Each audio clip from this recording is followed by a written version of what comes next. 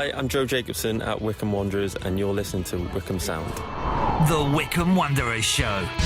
Welcome to the latest edition of the Wycombe Wanderers Show, on the back of a 0-0 draw, a clean sheet and a point, and heading in towards the game against Bristol Rovers. If you caught Ringing the Blues on Tuesday with Phil, you'll have had all the reaction from last Saturday. We'll speak to Phil again in a few moments' time with our match briefing to look ahead to the trip to Bristol Rovers, not without controversy, as well, as you'll hear. Also, we'll speak to Freddie Potts, who of course is on loan from West Ham. We'll catch up with manager Matt Bloomfield, spoke to both at the training ground, looking ahead to this weekend's games and to get the latest feeling amongst the squad as well. Lots more to bring you in the next hour. We'll hear from Chairman Rob Couhig, who spoke to Rob and Nigel and the team at Adams Park on Saturday. Some interesting news to bring you there. Also, we'll catch up with big thanks to Wycombe Wanderers Ex-Players Association, Larry Pritchard, a midfielder who played for both Wanderers and Sutton United ahead of the two teams coming together again in the League Cup or EFL Cup next Tuesday evening. Another Tuesday night. Of course, we've not had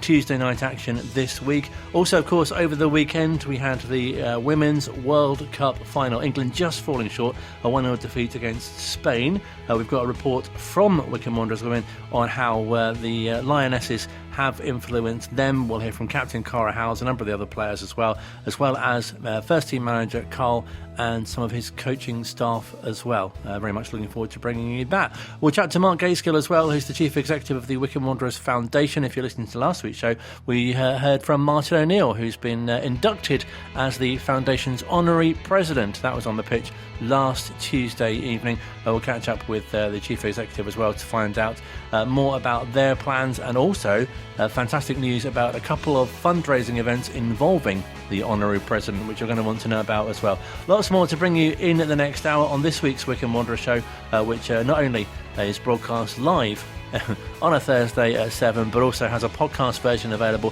which you can listen to at your leisure, normally available the day after, wherever you get your podcast from, as part of the match build-up here on Wycombe Sound. Let's first, though, catch up with Phil, who I spoke to at the training ground, and find out what the atmosphere has been like this week in the build-up to Saturday's game. Yeah, big focus on the game. I think an element of frustration from Saturday not winning. A lot of the fans frustrated that Wycombe didn't beat Burton Albion, and the first half showing you could understand it. If they'd got that first goal, I think it would have been a comfortable victory, but they didn't, and Burton dug in. So there's been an element of frustration around the place because of that, but equally there's been more time on the training ground. When you consider where we are in the season, the amount of new players we have as well, I think a vital week really for the club. A bit of a blow with the injury to Jack Grimmer as well. Yeah, never nice to see an injury, and it was one of those at the time on the commentary. It wasn't obvious what had gone on. It was an off the ball one, and they always tend to be the worst sorts of ones. So the gaffer's just confirmed he's out for a little while, and that's a big blow, because not only is he a great player, but he's second longest serving player now at Wycombe Wanderers, a real stalwart, someone who can really be relied upon, and a great character. So it'd be a big miss on a match day. But a good cover in that position as well. Yeah, good cover in the squad, and the window's still open too. So there is good cover there, and equally it's a good option for commentary as well, because Jack's done it in the past and he's a good lad on there too. No, absolutely, a good signing for yourself. And really nice that the way the team's playing at the moment, it really feels like certain things are starting to click, and you can see the style of play that the manager's starting to put on the team. Yeah, you can see things now starting to develop, and the identity starting to come through. I don't think it's there yet. Certainly in certain passages of play we've seen glimpses of it against Leyton Orient, but I think in the more games that happen, we're going to see more and more of what it's all about, and hopefully we can get into a bit of rhythm and start putting some results together. And obviously the manager not so keen to talk about some of the new players versus the current ones, but I couldn't talk to you about it, I'm sure. It's been really impressive how the new players have settled in. Yeah, well, there's lots of them. It's the first time for a long time we've had such a high turnover, but like always, it's down to characters, and they've signed some really good characters as well as some good players. So it's been interesting to see how it all develops up here, and the bond is really strong already, and a lot of the younger boys as well really enjoying being around the place and adding some youthful energy too. And some of the music's not so great in the gym, I have to say, but I might be showing my age there myself, but yeah, it's great to have some new faces, new energy on and off the pitch. And Bristol Rovers is a place that we've been to many times before, but as we know, it'll provide a number of tests. Yeah, not so least for the fans. Just 500 tickets available on a day where there's a national rail strike as well, which doesn't make it any easier for anybody. But just on an open terrace, no seats available, which is against the EFL regulations. We know Bristol Rovers are having issues with their stadium, and the EFL are aware of that. And I feel for the Disabled Supporters Association, who were due to be running a bus to this game. They can't now, due to the fact there's no real guarantees of where people can safely be put, and certainly away from other Wycombe fans if they were to attend. The club did apply for a beanbag facility, which Bristol Rovers endorsed and helped us with, but the EFL blocked that, so that doesn't help. Not the best for travelling fans. On the pitch, it's always tough to go and play against a Joe Barton team. He gets them well drilled. I think they've had a really good pre-season, and they look to be continuing from a decent campaign last time as well. And at the time of speaking, they've still got some of their big hitters up top. Collins is a player that really caught the eye last season, so it'll be difficult there.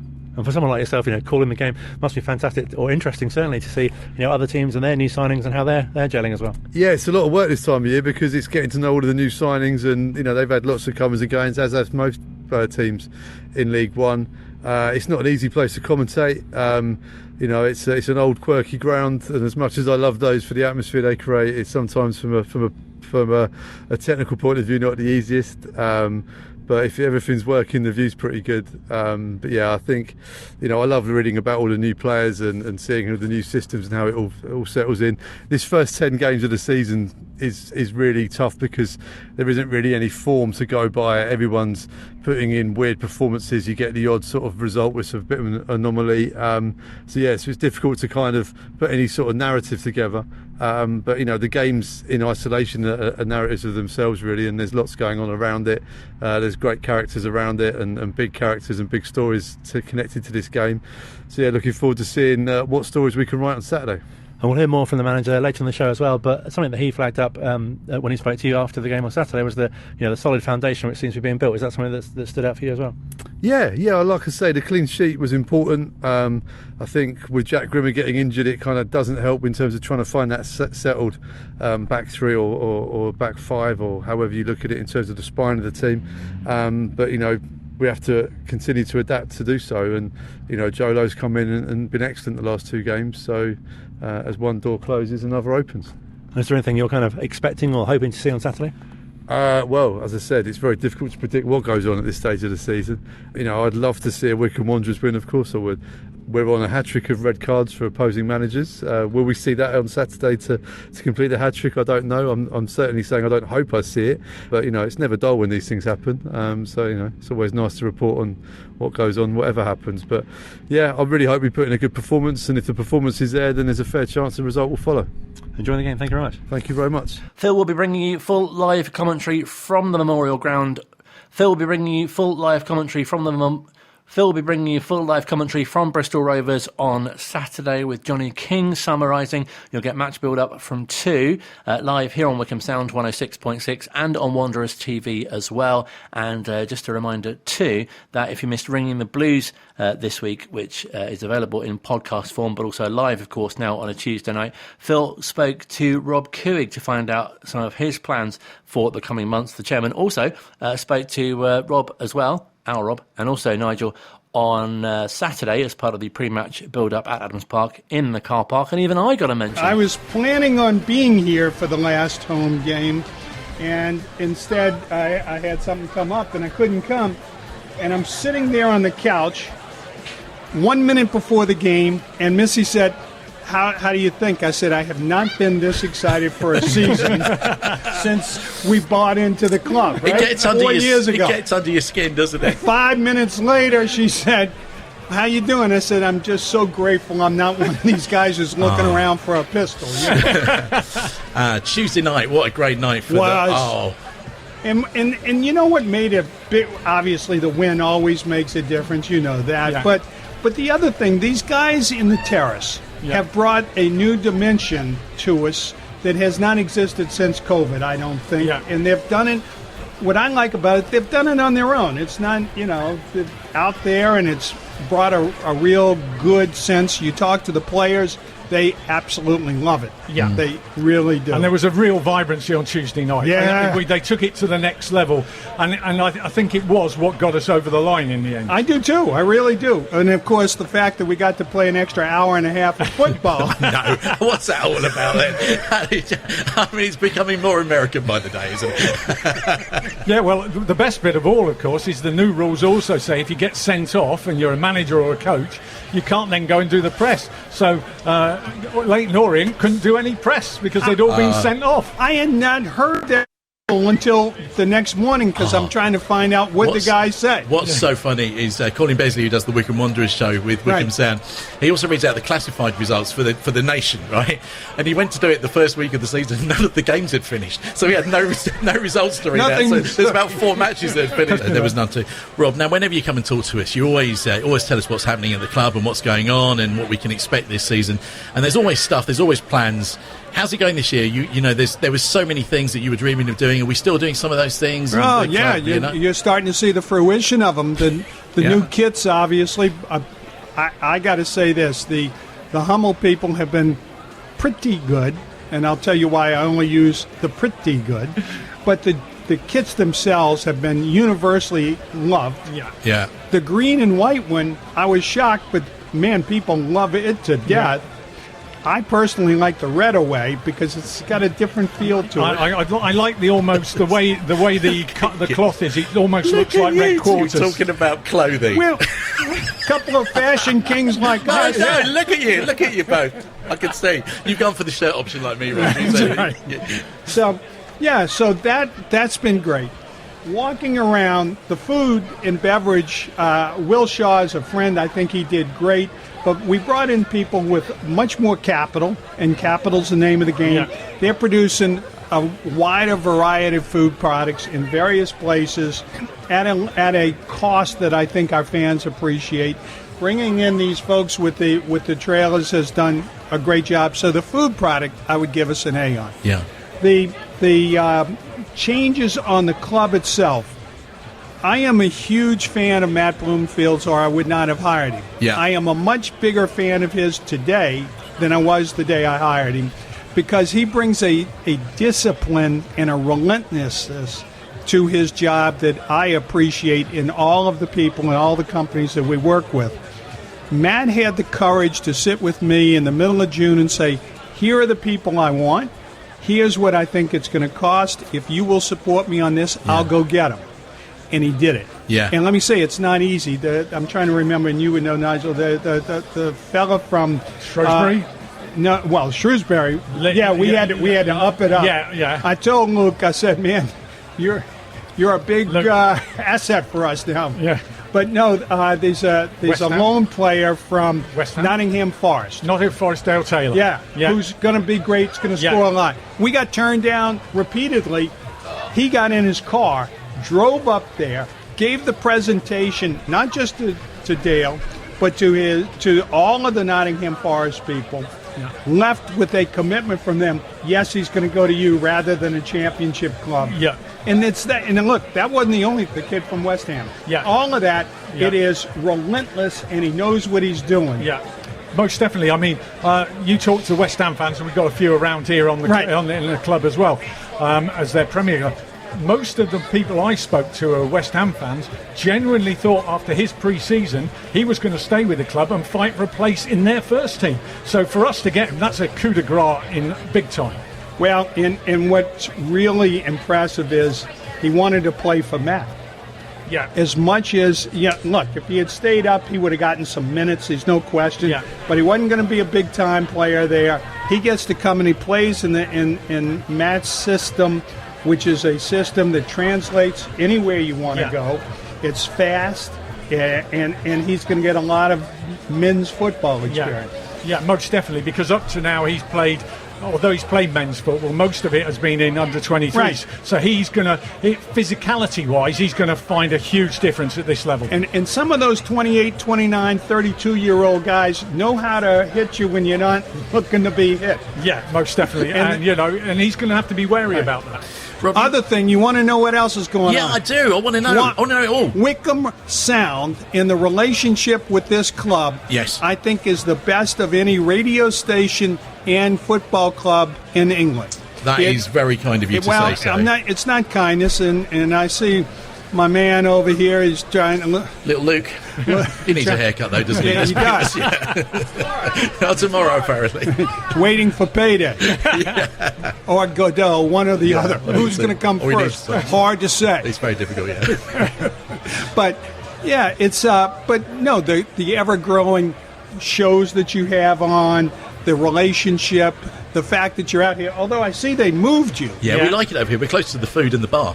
Well, that's what I was nervous about.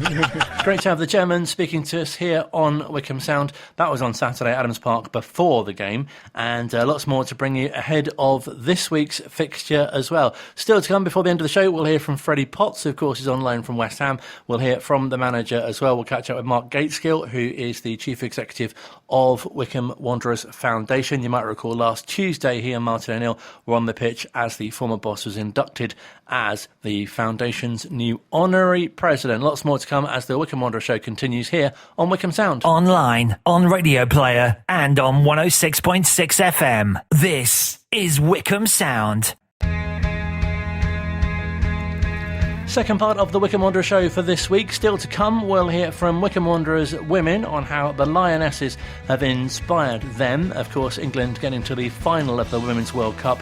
We'll catch up with Captain Cara Howes, a number of the players and coaching staff from the Chairgirls as well. And lots more to come this hour too. But first, with a big thank you to the Wycombe Wanderers Ex-Players Association.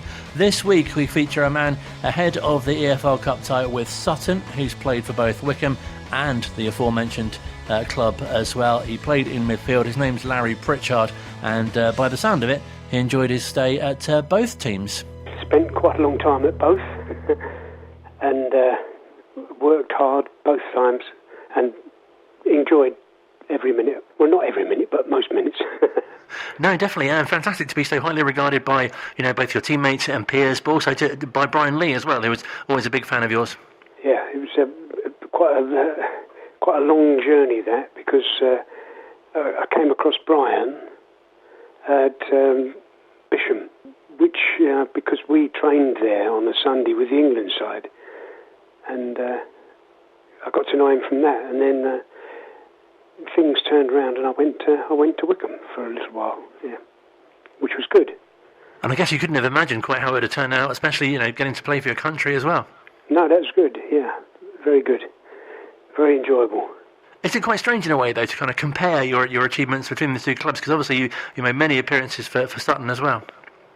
Yeah, I had a lot of appearances, over 700 or 800 games for Sutton. But it was good. I enjoyed it most of the time. Most of the time, you always have ups and downs because you have bits and pieces where you don't quite see where you're going. And did you always envisage you perhaps become a coach and then go on to management as well? No, I didn't. I never anticipated that because I was just concentrated more on just playing and getting things right. But I thoroughly enjoyed that as well. And really nice as well that Brian Lee, obviously that we talked about, and several other managers as well, picked you out as kind of the best player that they ever managed as well, which is lovely sort of attribute to have. Yeah, that's very nice, to be honest. I've come across Brian because of his situation at Bisham Abbey. I got into the England squad and Great Britain squad, and we went there to train it felt like every other day, to be honest. But we trained there, and I got to know him from that. And then when things started to get to deciding where I really wanted to end up, I thought, I was impressed by his performance at Bisham Abbey, and then at Wycombe they started to look at the business, so it was great to go there. And there's a really nice symmetry, isn't there, in the fact that Sid Can, of course, who was successful at Wycombe, was the man who took you to Sutton as well. Yes, he was at Sutton as, very good. Very small world, isn't it? No, definitely. It's fascinating to look at the different, those who've played for both sides throughout the decades, really. Yeah, very true. Enjoyable too, because I played with some lovely lovely people at both clubs. You know, and good players and good attitudes, and that's what the managers look for in those sort of days, you know. It was fantastic. Would you say your experiences at both clubs were quite similar? Yes, I would say so, yes. We had a lot of good games, as you say, had a lot of good games in both clubs. I always took every game as it was, but both clubs very good. And they looked after everybody. They were very good, yes. And are there sort of midfielders now you especially look out for because they play in a similar position to yourself? No, not really. We obviously watch football quite a bit. I don't go to many games now, to be honest, because we're getting a bit past that. But I like to watch television and watch the games on there, and I enjoy watching the performances. And I have fond memories of games that where we went abroad and played. I couldn't tell you any of the names of the people we played against, but when we were playing in France and Spain and teams like that, it was fantastic. Good games. And also, obviously, what comes across from speaking to other ex-players is the real camaraderie between everyone in the dressing room. Yeah. I think that's down to the management to get the right balance of people. And unfortunately, the managers I've been involved with have done that, and they've been excellent. And what are some of the things that perhaps you took from managers that you played for when you became a manager yourself? Well, I tried. And I enjoyed the management, but it's a lot harder than people think. I guess it's not the same as playing either, is it? Because you can't influence the game as much. No, you can't. No. But it was. I thoroughly enjoyed it. Yeah, very good. It was nice to. I mean, that was part of the Bisham Abbey type situation where we had. Well, not every Sunday, but there was a lot of Sundays where you've played on the Saturday and then you go home and you go back, and then all of a sudden you're training again at 10:30, 11 o'clock, and it lasts all day, and it's quite tiring in the end. It was brilliant because great coaches knew what they were doing. Very good. And you must look back with such a sense of pride from your time representing both clubs. Yes, I do. In fact, I've talked to a few people about both of that situation where they were both of them were, and that's why they were successful, the pair of them, I think, because they picked the right people to run the side, run the club. Very good. And it really highlights the kind of, obviously, family values as well, and how important clubs of that size and stature are. Yeah, oh yes, most on, yes. And obviously fans of both teams are so grateful for your contribution as well, which must be a nice feeling. Well, yeah, and you don't see them now. You don't see any. I don't know. I don't go to football much now, but I've been a few times this season. But so far, yeah, very good. So obviously, if the two teams are meeting next week in the cup, does that really kind of evoke memories for you as well? Well, it will do. Yes, it'd be interesting. Still very good. Still enjoyable. I still enjoy watching all the games. So I don't get to many games now as I used to, but that might change as we get along. No, absolutely. It must be really nice for you as well to reflect on your career and what you achieved both at club level, but also, as I say, representing your country as well. Oh yes, yeah. I haven't got much on show, to be honest, in the house. It's nice to when I get up in the loft. This might sound stupid to you, but when I get up in the loft and I've got all my caps up there, it brings just suddenly jerks you back into life and think, oh yeah, that's fantastic. What it was like. In a way, does it not really feel like that long ago? It feels a long time ago, to be honest. When you're getting on in the years, yeah. But it's nice that you've got those memories as well. Oh, yeah, lovely. Absolutely lovely. And I was very fortunate to be in two very, very good clubs with very good managers and people around. So that was very good. And you had such a long career as well. What would you put that down to? Yeah, I kept myself fit, or tried to. Well, it's been a real pleasure to speak to you. Thank you very much indeed for your time. No, it's very good. Thank you very much. Thanks for calling. Great hearing from former Wycombe Wanderers midfielder Larry Pritchard, who also went on to play, coach and manage next Tuesday's opponents in the EFL Cup, Sutton United. Talking of a cup, though, you may well have seen the World Cup, the Women's World Cup. That was on Sunday, of course, in Australia, where England just fell short, finished as runners-up against Spain. It was a great game. There was plenty to inspire. In fact, Serena Wiegmann's side have had a fantastic tournament and also build up to the tournament. Sunday was the first time they lost since the Dutch coach took over. A brilliant result, very inspirational.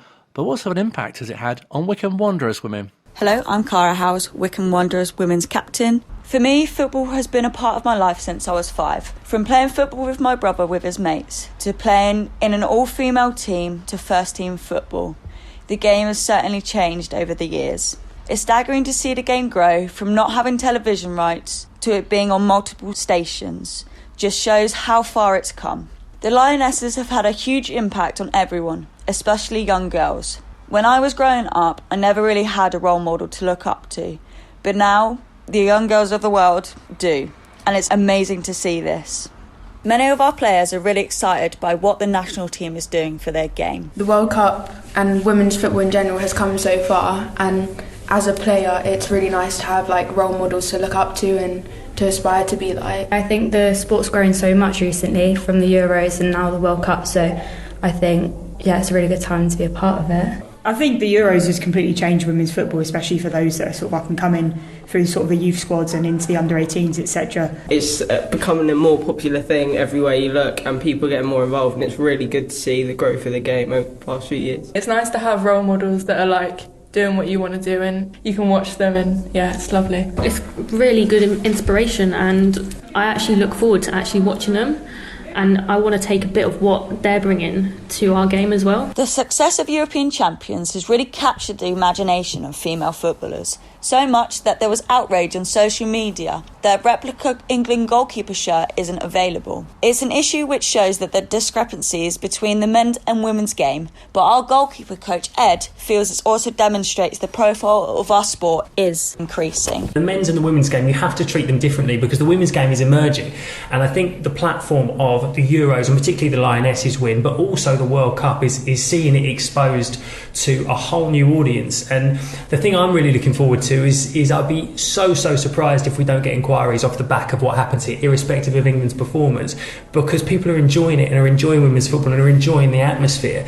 But the very idea that Marriott shirts sold out at Manchester United, tells me that perhaps there are kids who look up to Marriott. Just as a kid, I looked up to Peter Schmeichel. With that in mind, fingers crossed we'll be getting more people knocking on the door asking to be goalkeepers as well, and we'll happily take a look at them too. We've noticed a real increase in interest in women's football recently.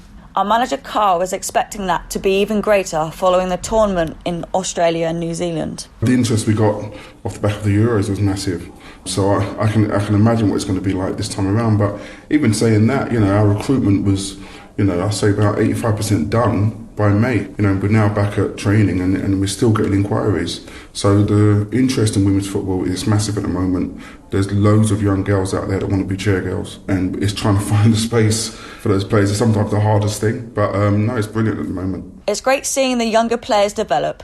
Sonny coaches our under-18s. It's got to be enjoyable, because if you think about it, basically football is a game, and if you're enjoying playing the game, you're going to play much better. And again, looking at when the Euros was to the World Cup now, and look how much has happened in that short period. We're looking at just a year, and the games progressed, the female games progressed so much since then. But it's all positive, it's really positive stuff, so it's super exciting. We're all looking forward to the new season and would love you to be a part of it. Either coming to the games, getting involved on or off the pitch, or just following on social media. Online, on Radio Player, and on 106.6 FM. This is Wycombe Sound.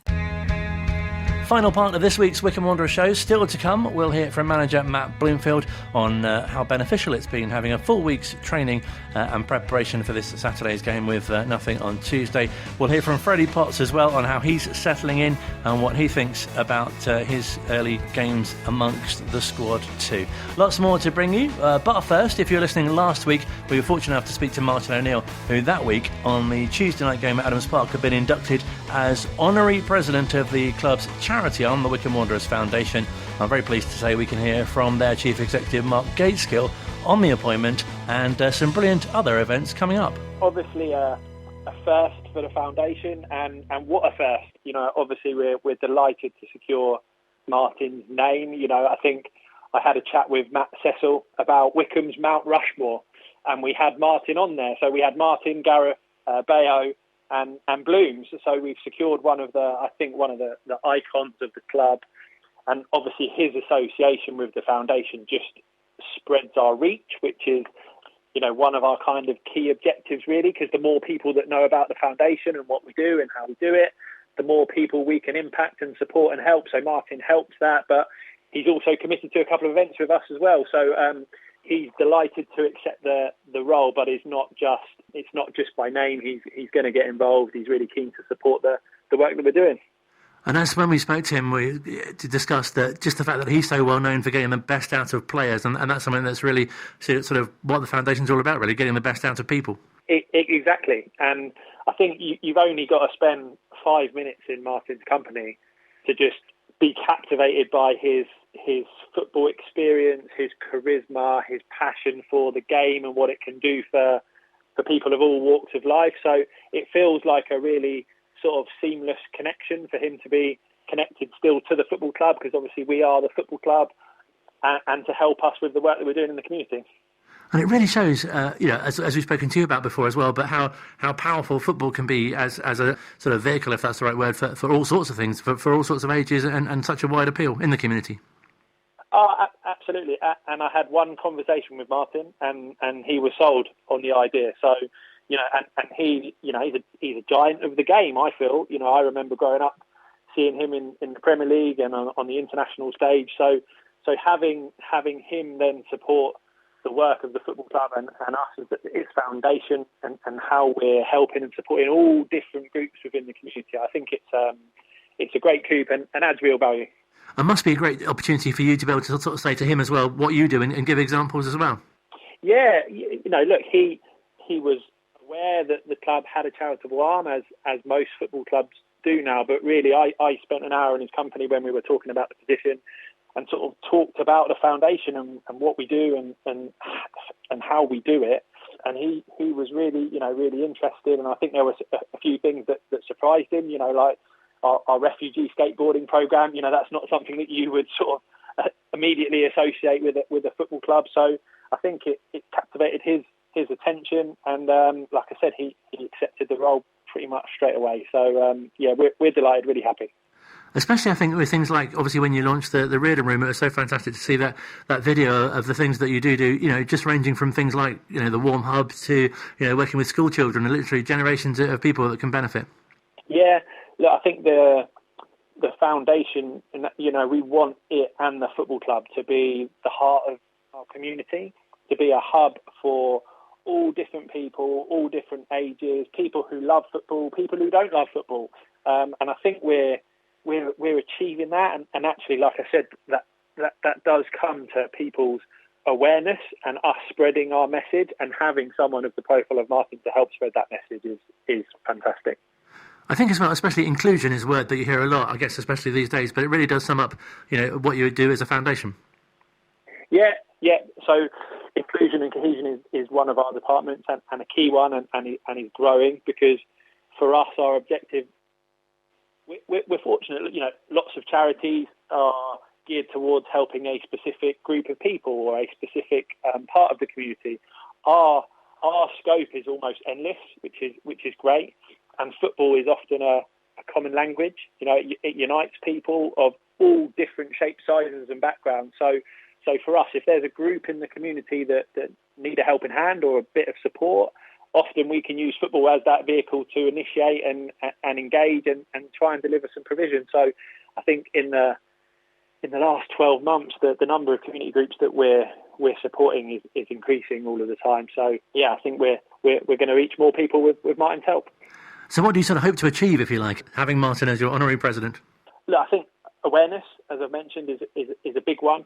When we were formerly Wycombe Wanderers Sports and Education Trust, that I got told when I joined we were the best kept secret in Bucks. I'd like to think we're no longer that, but just because we've taken some strides forward with our rebrand to Wycombe Wanderers Foundation and our work with the football club, we want that to continue. We want to grow our presence and our reach, and Martin helps with that for sure. He's also committed to a couple of fundraising events. So for us and for lots of charities, funding and fundraising are always a big and continuous challenge. And I think us as a foundation, we've perhaps put down our own fundraising efforts for a little while, and I'm picking those back up. And Martin's going to help with that. So we're planning an evening with Martin O'Neill at Adams Park, and along with one of my new trustees, Alan Parry, the sports broadcaster.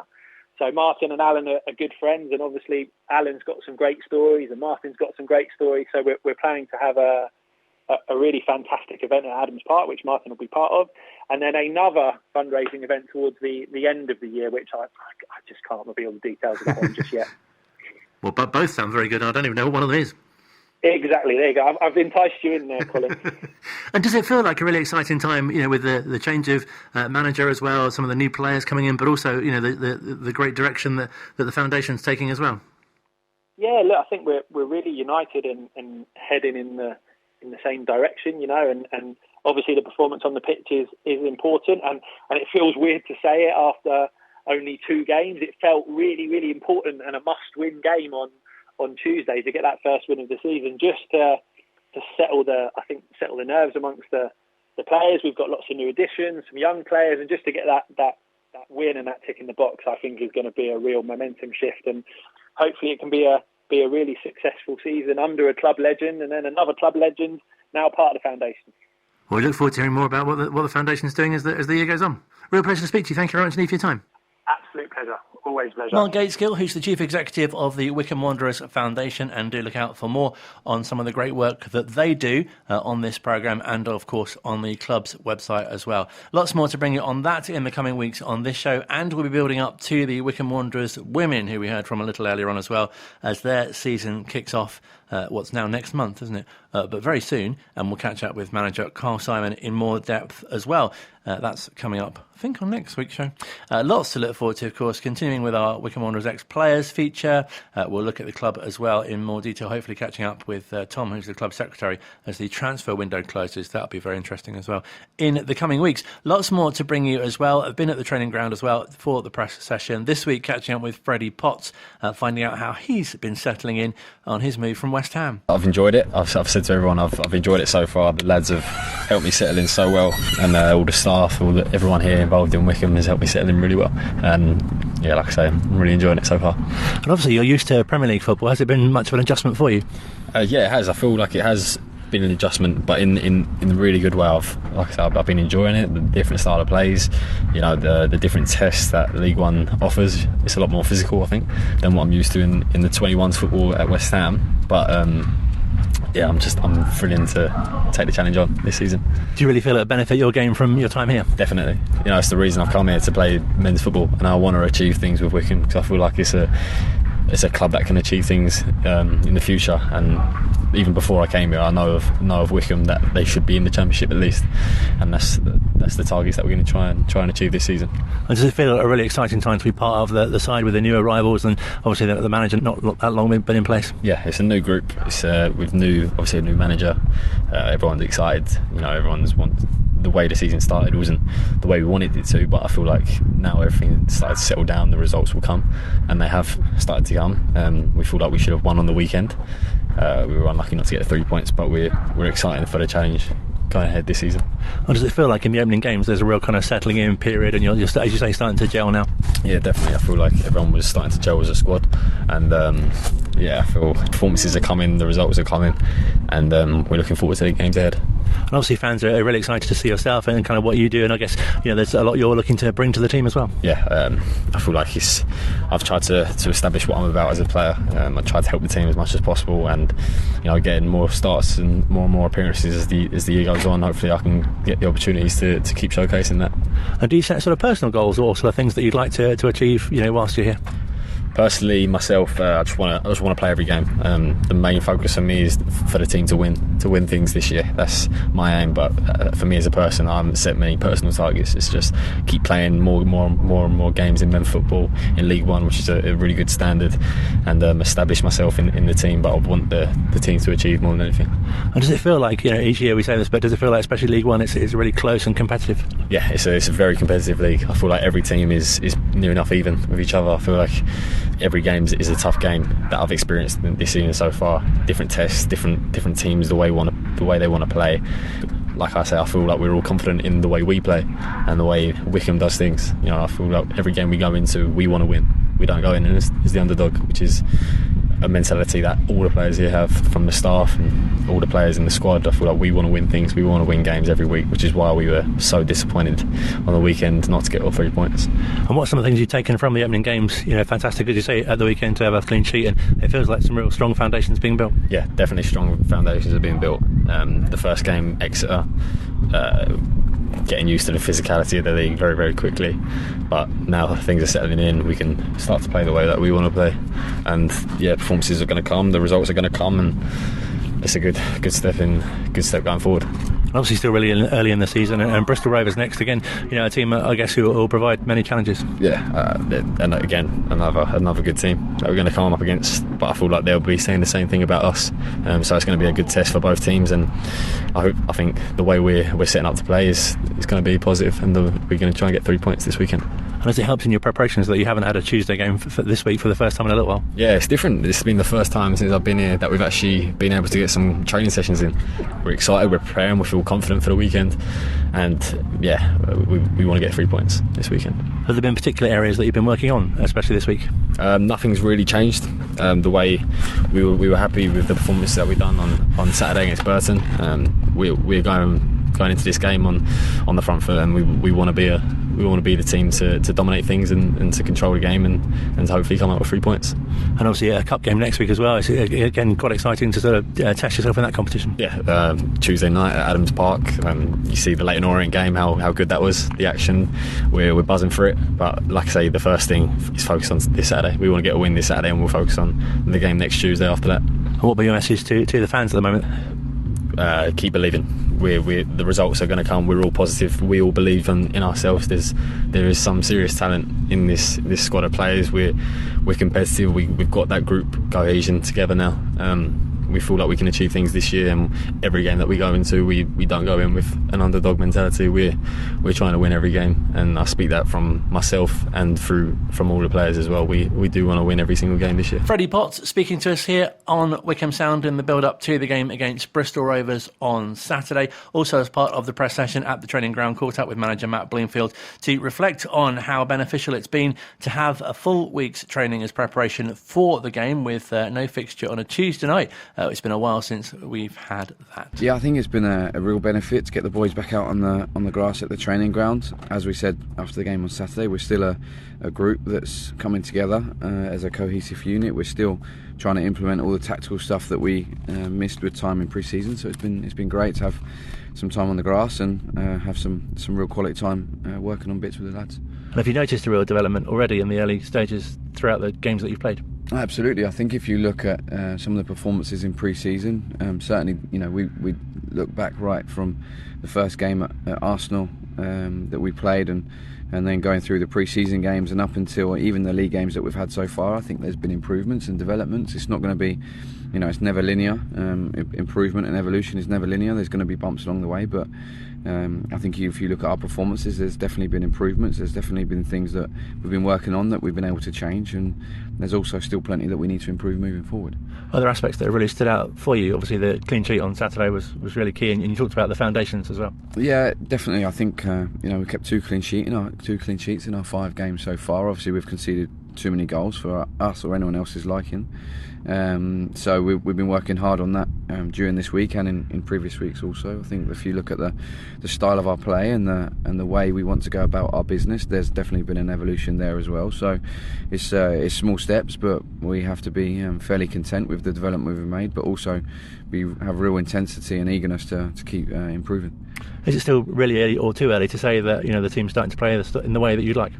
I think if you to the naked eye, it's definitely been some changes that we've implemented and some improvements in terms of the way we want to do things. But it's too early to say, are we the final product? Absolutely too early for that.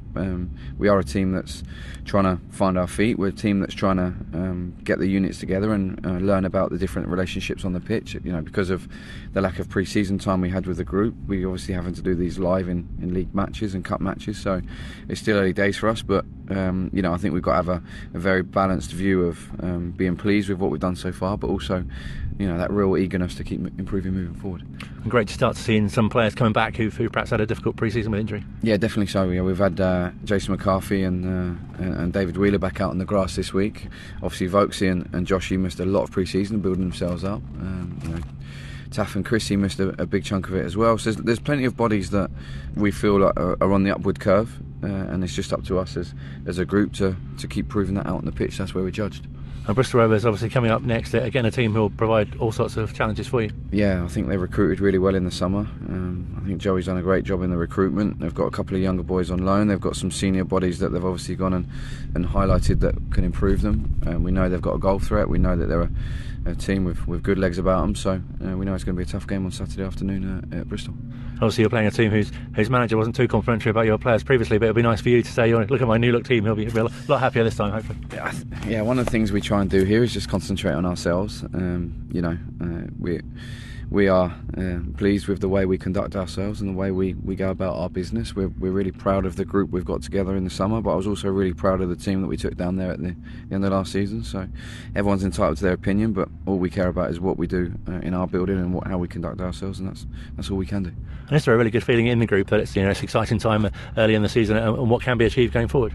Yeah, absolutely. I think that it's also an interesting time in terms of getting the group together. It's really intriguing to see those relationships form and the dynamic of the group getting together. Putting a team and a group together is, as I've said earlier on, it's never linear. There's going to be ups and downs, but there's a real excitement about us. I think there's a real belief amongst the group that we know we've got some good players here, and we're really excited to see what the rest of the season can hold. And again, it feels like an exciting time with sort of building up to, I guess, kind of the first 10 games is a real kind of marker, if you like, to see how far you come. Yeah, definitely. I think that we've got another exciting week next week. We've got 2 league games and the cup game. Once you get towards 8-10 games, you do get kind of a bit of an idea of how the season's going to go. But there's obviously exceptions to that rule as well. You always see some teams start off like a train and fall away, and there's always other teams that start off slowly and really find their feet as the season goes on, get stronger. I obviously believe that we're going to get stronger as the season goes on, and we get fitter and more united as a team and as a group. So yeah, we hope to be that team, but we also want to get as many points on the board as soon as we can. And just finally, I know when we've spoken to you before, there are certain aspects of your job that you can't necessarily prepare for, but how have you found these opening few games in terms of sort of being in charge? Yeah, can't prepare for things. I think that obviously the best laid plans are put in place. Then you get beat the first game 3-0, and you have to keep evolving and moving.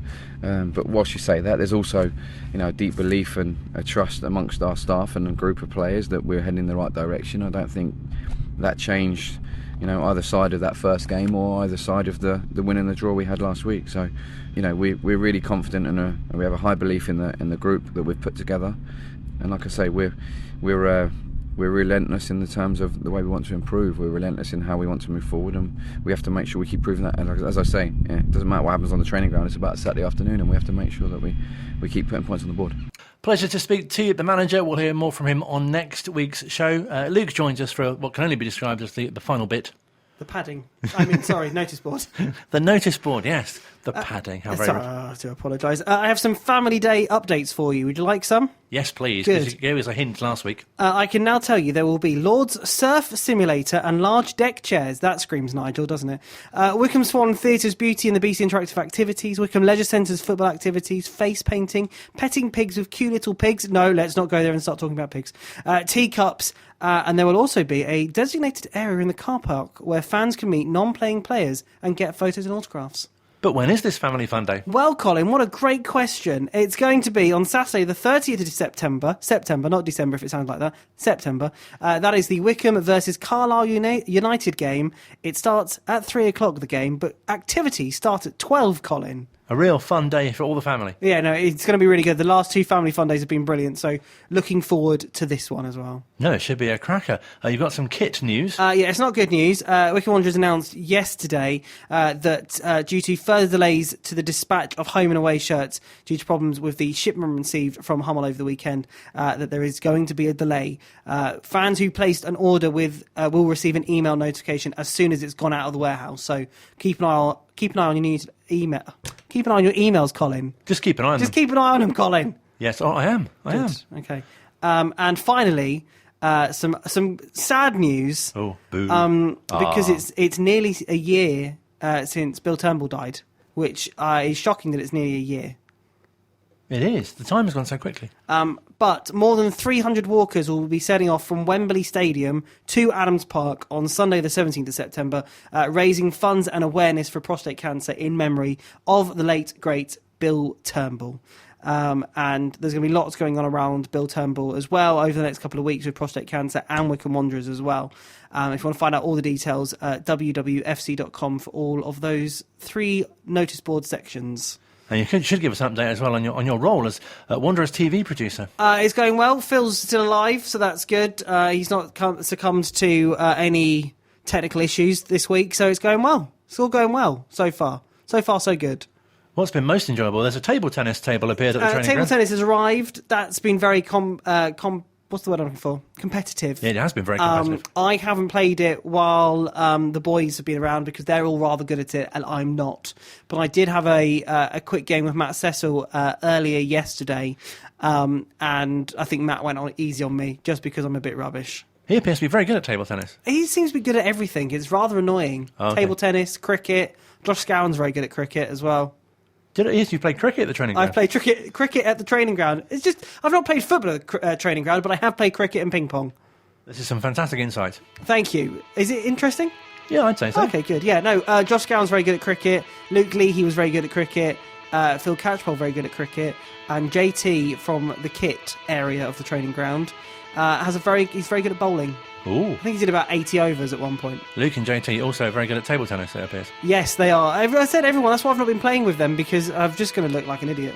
Just play by yourself against the wall. That'll do it. Exactly. I was doing that on the phone earlier, and Joe Jacobson walked in and sort of just smiled as a, no, look at you playing by yourself. Having a little practice. Yeah. Thank you very much indeed for joining us. Of You're course, we've got the game against Bristol Rovers. That's away on Saturday. Then Sutton United in the Cup. It's been a busy August, hasn't it? It has been very busy August. Thank you very much for joining us on the show this week. Come on, you Blues.